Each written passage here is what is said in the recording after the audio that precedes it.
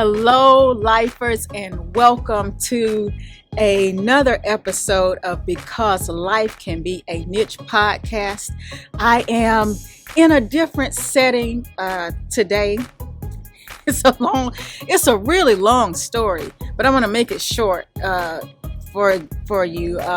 First of all, just let me welcome everybody in. If you're riding with us and you're listening to us where you get your podcast, thank you. We appreciate you. We value you. Thank you for riding with us and doing life with us. For those of you who may be watching on YouTube, thank you so much for watching. Be sure to hit the subscribe button. It's free. Tell others about us. And of course, you know how to get at me on social media at KD Bryant Writes. That's on Instagram, Twitter, and Facebook. And then follow the blog, Life Unfolding, kdbryantwrites.com. Today it will not be a very long episode. One, I'm cold and I'm outside. So those of you listening have no clue, but I'm standing outside of my home and recording. There's a story behind that.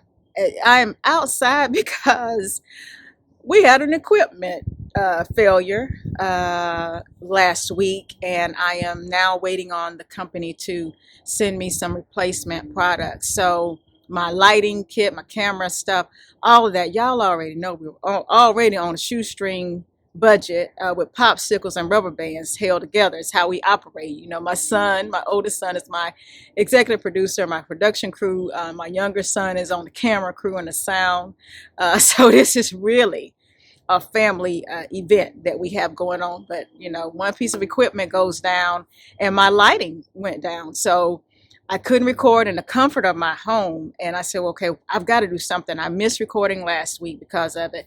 And, but I've got to do something. This is just ridiculous. So the show must go on. Well, the podcast must go on too, which means the only lighting I have to take advantage of is natural lighting, which is why I'm outside today. And I won't be out here long because it's cold. It's November and it is really, temps are dropping quickly. You guys probably hear all kinds of critters in the background and maybe even some cars and some motors. You'll probably hear a lawnmower because, you know, that's how it's 2020. That's how things go. But I'm going to be quick because I don't have a whole lot for the show today, but I did want to pop on here because I really want to get a conversation going and started with you guys in the family. And it is the week before Thanksgiving. And we have opted as a family not to host a large gathering, which is what we usually do. It's since my grandmother passed away in 1996. We have been, I'm gonna hold this steady because it looks like my tripod trying to go down. But anyway, we have been hosting family Thanksgiving and we rotated. So my mom and her sister rotated, and then as you know, their daughters got older, we started, we got included into the rotation as well. And it was my year. So 2020 was my year to host, everybody coming to our home and celebrating Thanksgiving. And because of the pandemic and and everything that's going on with that, we have all created our own bubbles. My cousins and their families have bubbles just because they're compromised immune systems. We've had family members who've been sick, who of course are weaker and have compromised immune systems. My mom, as I've shared, is a cancer survivor, and my youngest son suffers from severe asthma. So of course the same thing. Everybody has compromised immune system situation going on.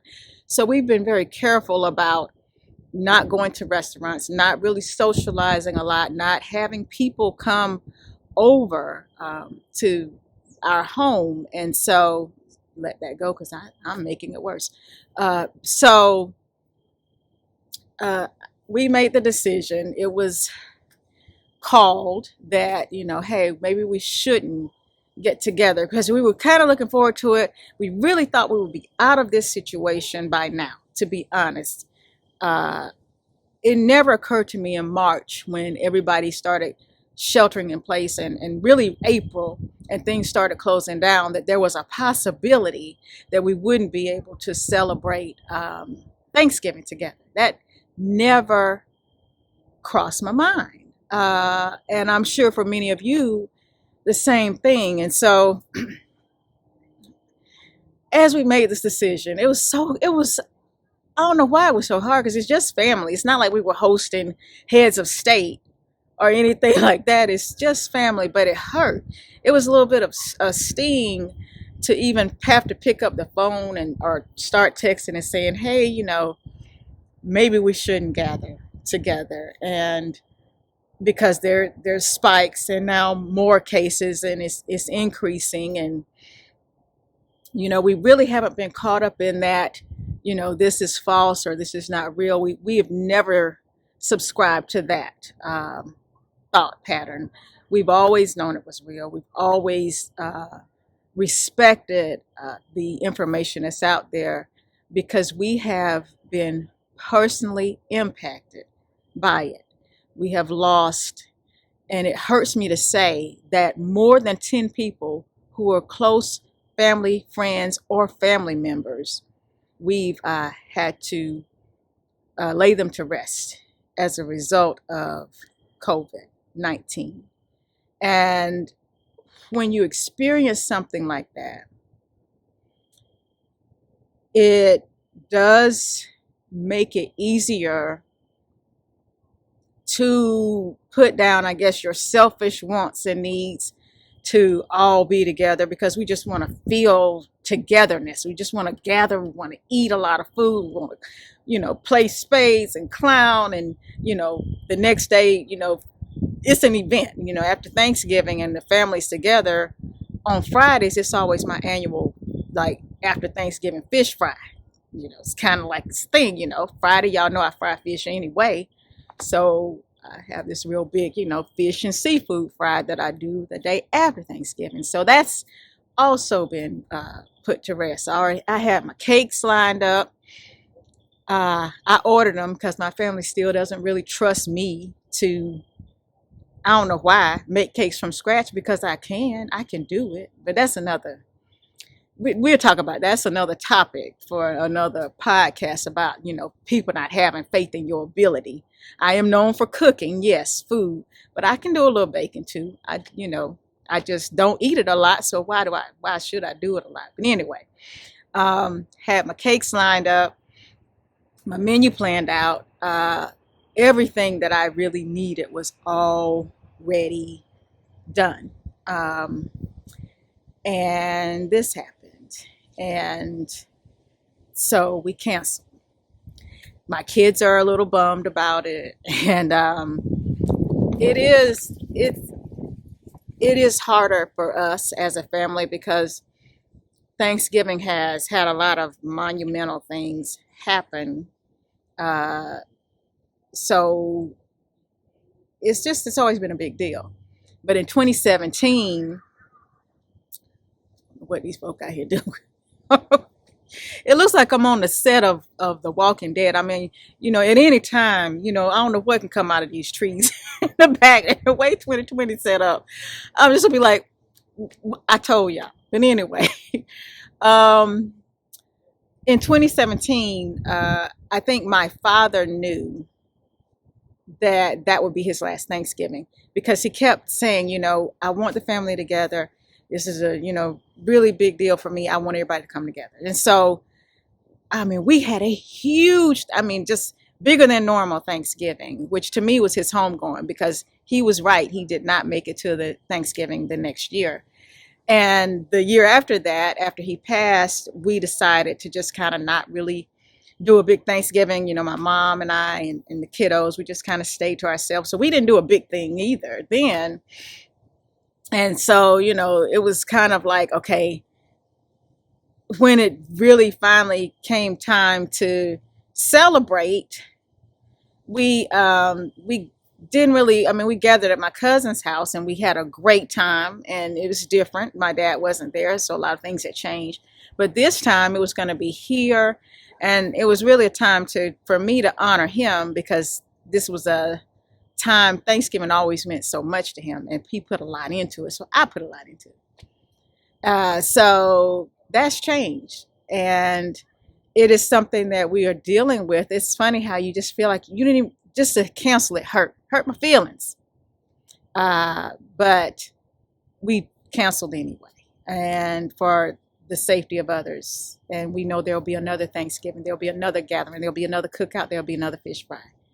But what have you guys decided to do for the holidays? That's why I say I really want to start a conversation more than hold a full podcast.